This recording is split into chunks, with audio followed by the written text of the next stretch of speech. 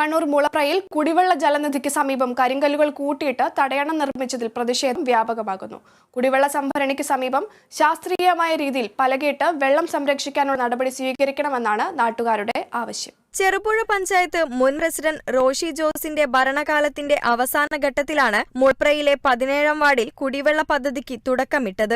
അന്ന് വാർഡംഗമായിരുന്ന മോളി കുര്യൻ നൽകിയ സ്ഥലത്തായിരുന്നു കുളം കുഴിച്ചത്. സംഭരണിയുടെ സമീപത്തെ കുഴിയിൽ വറ്റാത്ത ഉറവയുള്ളതിനാൽ വേനലിലും മഴയിലും വെള്ളത്തിന് ക്ഷാമമുണ്ടായിരുന്നില്ല.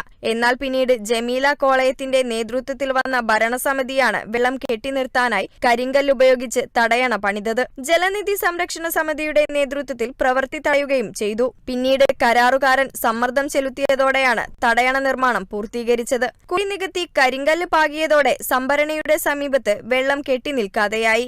ജലനിധിക്ക് സമീപം ശാസ്ത്രീയമായ രീതിയിൽ പലകയിട്ട് വെള്ളം സംരക്ഷിക്കാനുള്ള നടപടി സ്വീകരിക്കണമെന്നാവശ്യപ്പെട്ട് നാട്ടുകാരുടെ നേതൃത്വത്തിൽ പലതവണ പഞ്ചായത്ത് അധികൃതർക്ക് പരാതി നൽകിയെങ്കിലും ഇതുവരെയും നടപടിയുണ്ടായിട്ടില്ല.